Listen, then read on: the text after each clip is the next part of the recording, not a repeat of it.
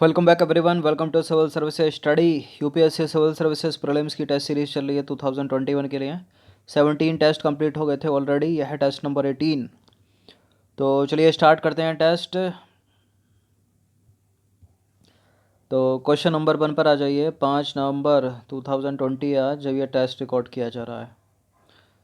The synthesis of yoga और क्या है, द लाइफ डिवाइन नामक पुस्तक भारत के किस महान व्यक्तित्व की कृतियाँ हैं, बताइए। द सिंथेसिस ऑफ योगा, ये चलो बाउंसर मार रहा हो ये नाम। द सिंथेसिस ऑफ योगा जो बुक है, लेकिन द लाइफ डिवाइन तो आपने पढ़ी होगी ना, मतलब सुनी तो होगी, पेपर में प्रीवियस ईयर में पूछी है कई बार, तो इससे एलिमिनेट कर सकते हो आप। अरविंदो घोष इसका आंसर है, ऑप्शन नंबर सी। तो देखिए अरविंद घोष की एकीकृत योग प्रणाली की अवधारणा उनकी किताबों द सिंथेसिस ऑफ योगा और द लाइफ डिवाइन में वर्णित है। उनकी द लाइफ डिवाइन पुस्तक आर्य पत्रिका में क्रमिक रूप से प्रकाशित निबंधों का संकलन है। बात करें अरविंद घोष की तो 15 अगस्त 1872 को जन्म हुआ था इसका। पहले कलकत्ता बोला जाता था, वर्तमान में है कोलकाता। वे एक स्वतंत्रता संग्राम सेनानी थे, कवि थे और राष्ट्रवादी नेता थे। आगे चलकर महान आध्यात्मिक सुधारक और दार्शनिक के रूप में जाने गए। कुछ स्टेटमेंट है यहाँ पर, दो बताना कि इनमें से कौन सा करेक्ट है। पहला स्टेटमेंट है, भारत की पहली सी प्लेन सेवा केवड़िया और साबरमती रिवर फ्रंट के बीच जो है शुरू की गई है। और यह सेवा जो है स्पाइस जेट की सहायक कंपनी स्पाइस शटल द्वारा संचालित की जाएगी। अब सी प्लेन क्या होता है आपको पता ही होगा ना। सी क्या होता है, समुद्र,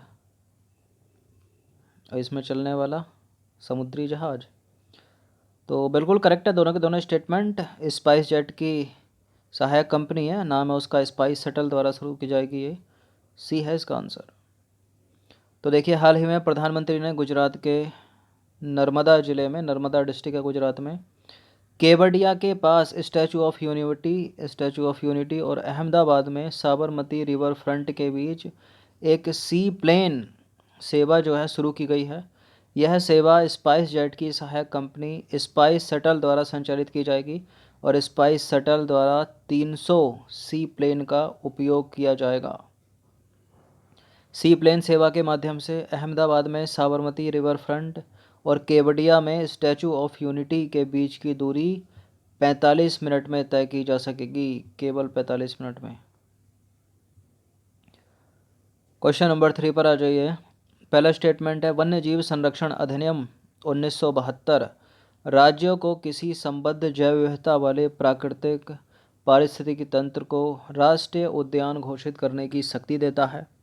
राष्ट्रीय उद्यान घोषित क्षेत्र में वन्य जीवों के अलावा अन्य जीवों के चारण पर प्रतिबंध होता है क्या।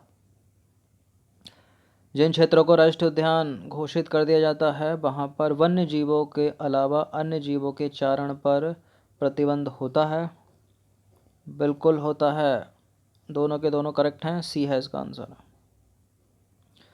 तो देखिए वन्य जीव संरक्षण अधिनियम 1972 राज्यों को, स्टेट को किसी संबद्ध जैव विविधता वाले प्राकृतिक पारिस्थितिक तंत्र को राष्ट्रीय उद्यान घोषित करने की शक्ति देता है। ठीक है, यही पूछा जाता है कि कौन करता है, तो देख लीजिए कौन कर रहा है। जो क्षेत्र पारिस्थितिकी जीव जंतुओं, वनस्पतियों, भू आकृतिक एवं जलीय महत्व के हैं और जिनका संरक्षण किया जाना अत्यंत आवश्यक है, उन्हें राष्ट्रीय उद्यान घोषित किया जा सकता है। ठीक है, राष्ट्रीय उद्यान घोषित क्षेत्र में जंतुओं का शिकार प्रतिबंधित होता है और राष्ट्रीय उद्यान घोषित क्षेत्र में जो है वन्य जीवों के अलावा जो वन के जीव हैं उनके अलावा कोई भी अगर पशु वहाँ पर चढ़ेगा उसके चारण पर जो है प्रतिबंध है। ठीक है, अब देखिए इसमें किसी भी वन्य जीव जंतु के आवास के अतिक्रमण पर रोक होती है। कोई भी संरक्षित क्षेत्रों का अतिक्रमण नहीं कर सकता। पौधों को संग्रहित करने और उनको हानि पहुंचाने पर भी प्रतिबंध होता है यहाँ पर। और हथियारों के प्रयोग जो है इन क्षेत्रों में वर्जित होते हैं। निम्नलिखित में से कौन कावेरी नदी की सहायक नदी है। कावेरी नदी की सहायक नदी कौन सी है इसमें, अर्कवती, भवानी। देखिए अर्कवती है क्या, भवानी है, बिल्कुल भवानी भी है, हरंगी भी है, सारी की सारी हैं। डी एस का आंसर 1 2 3। तो कावेरी नदी कर्नाटक में पश्चिमी घाट की ब्रह्मगिरी पहाड़ी से निकलती है और यह कर्नाटक तमिलनाडु राज्यों से होकर बंगाल की खाड़ी में गिर जाती है। यह नदी विशाल डेल्टा का निर्माण करती है जिसे दक्षिण भारत का बगीचा, गार्डन ऑफ साउदर्न सी कहा जाता है। अब देखिए, हेमवती हो गई, अमरावती हो गई, अर्कवती हो गई, लक्ष्मण तीर्थ हो गई, शिमशा हो गई, काबिनी हो गई, भवानी, हरंगी आदि जो है इसकी सहायक नदियां हैं। समाचारों में रहा 16 साइकी क्या है? समाचारों में रहा 16 साइकी एक सुपरसोनिक मिसाइल नहीं है, ना ही ये कोई चक्रवाती तूफान है, ना ही कोई हेलीकॉप्टर है। ये तो है एक धातु का क्षुद्रग्रह। तो देखिए, पृथ्वी से लगभग 370 मिलियन किलोमीटर की दूरी पर स्थित 16 साइकी हमारे सौरमंडल की क्षुद्रग्रह बेल्ट मतलब एस्टेरॉयड बेल्ट में सबसे बड़े खगोलीय निकायों में से एक है।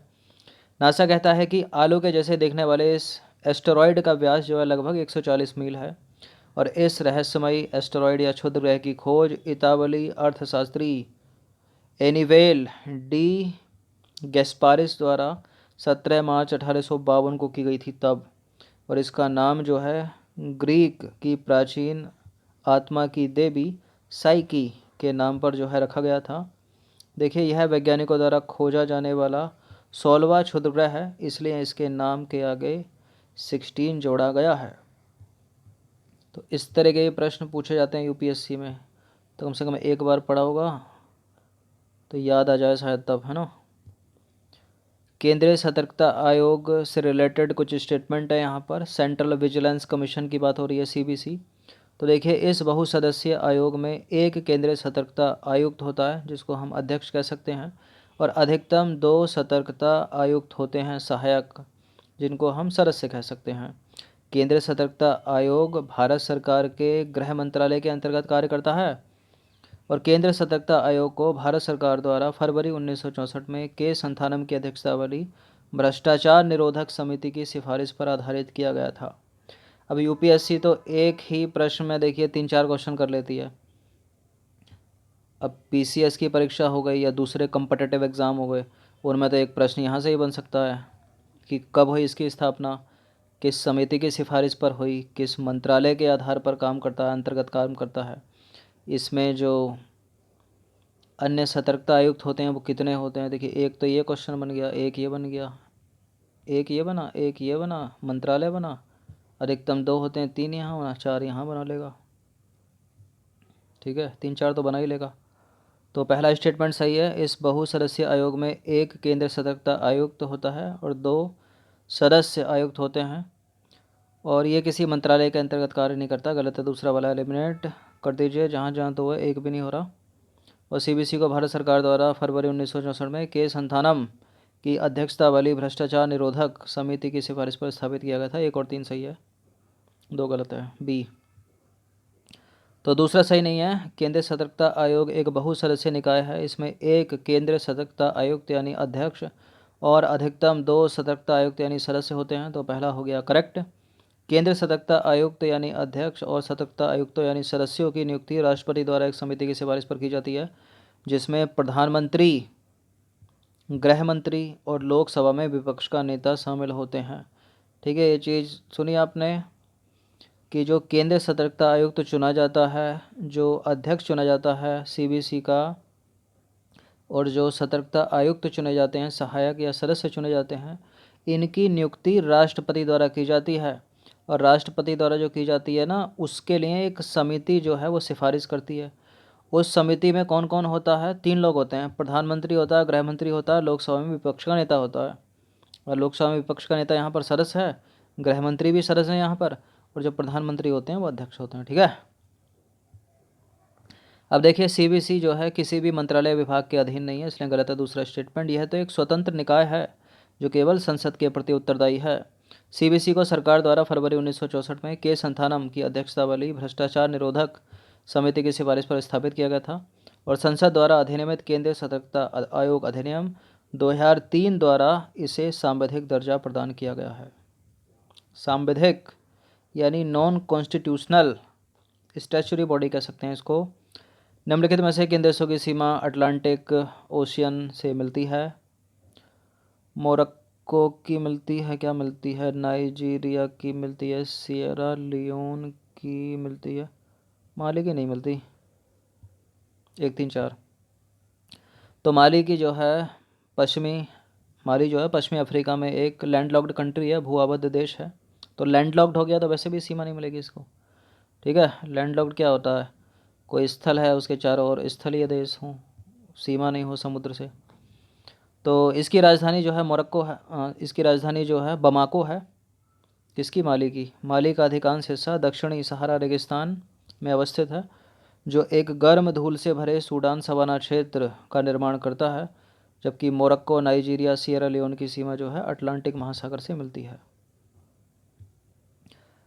भारतीय राष्ट्रीय भुगतान प्रणाली से रिलेटेड कुछ स्टेटमेंट हैं यहाँ पर। एनपीसीआई, इसे कंपनी अधिनियम 1956 की धारा 25 के प्रावधानों के तहत गैर लाभकारी संगठन के रूप में शामिल किया गया था, और यह खुरदरा भुगतान और निपटान प्रणाली के संचालन हेतु एक संगठन के रूप में कार्य करता है।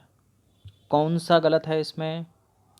इसमें तो कोई भी गलत नहीं है, तो दोनों के दोनों सही हैं। तो इसका आंसर क्या हो जाएगा, ऑप्शन नंबर डी, इनमें से कोई भी सही नहीं है, मतलब इनमें से कोई भी जो है गलत नहीं है, दोनों के दोनों सही हैं।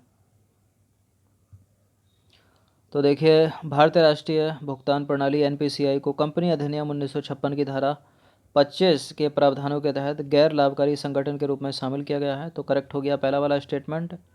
इसे भारतीय रिजर्व बैंक आरबीआई और भारतीय बैंक संघ आईबीए द्वारा भारत में भुगतान एवं निपटान प्रणाली अधिनियम 2007 के प्रावधानों के तहत एक मजबूत भुगतान और निपटान अवसंरचना के विकास हेतु स्थापित किया गया है। भारतीय राष्ट्रीय भुगतान प्रणाली एनपीसीआई देश में खुरदरा भुगतान और निपटान प्रणाली के संचालन के लिए एक समग्र संगठन है। निम्नलिखित में से कौन से देश खाड़ी सहयोग परिषद के सदस्य हैं? कौन से देश जो हैं खाड़ी सहयोग परिषद के सदस्य हैं? इनमें देखिए, कुवैत है, ओमान है, सऊदी अरब है, ईरान नहीं है, और अगर इराक होता तो वो भी नहीं होता। तो 1 2 3 हो गया, इसका आंसर ऑप्शन नंबर सी। तो देखिए, सामान्यतः जिन देशों की सीमा फारिस की खाड़ी के साथ मिलती है उन्हें खाड़ी देश के रूप में संबोधित किया जाता है। जब खाड़ी देशों की बात की जाती है तो इसमें मुख्यतः सऊदी अरब, संयुक्त अरब अमीरात, कतर, कुवैत, ओमान और बहरीन को शामिल किया जाता है। ये 6 देश खाड़ी सहयोग परिषद के संस्थापक सदस्य हैं। और यद्यपि ईरान हो गया और इराक हो गया, ये भी जो है फारस की खाड़ी के साथ अपनी सीमा साझा नहीं करते हैं, किंतु वे इस परिषद के सदस्य देश नहीं हैं। ठीक है। अंतिम प्रश्न है, राष्ट्रीय मानसून मिशन के संबंध में निम्नलिखित कथनों पर विचार करें। इसे केंद्रीय पृथ्वी विज्ञान मंत्रालय द्वारा 2012 में लॉन्च किया गया था, और इस मिशन के तहत गतिशील मानसून पूर्वानुमान मॉडल के विकास पर बल दिया जा रहा है। क्या बताइए? राष्ट्रीय मानसून मिशन क्या केंद्रीय पृथ्वी विज्ञान मंत्रालय द्वारा 2012 में लॉन्च किया गया था, या पर्यावरण, वन और जलवायु परिवर्तन मंत्रालय के अंतर्गत? इसी के अंतर्गत है पृथ्वी विज्ञान मंत्रालय, और डेट भी सही है 2012। और इस मिशन के तहत गतिशील मानसून पूर्वानुमान मॉडल के विकास पर बल दिया जा रहा है। डायनामिक मानसून फोरकास्ट, दोनों के दोनों करेक्ट हैं, सी है इसका आंसर। तो देखिए, राष्ट्रीय monsoon mission, national monsoon mission को वर्ष 2012 में पृथ्वी विज्ञान मंत्रालय के द्वारा लॉन्च किया गया था, और इस मिशन के तहत गतिशील मानसून पूर्वानुमान मॉडल के विकास पर बल दिया जा रहा है।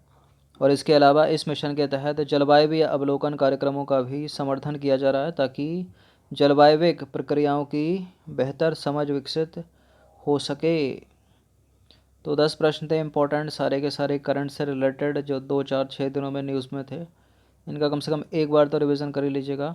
इस पूरी की पूरी टेस्ट सीरीज़ की प्लेलिस्ट बना रखी है मैंने, वहाँ पर आप टेस्ट नंबर 1 से लेकर 18 था ना, ये 18 17 जो भी था उस तक पहुँच सकते हो। धन्यवाद।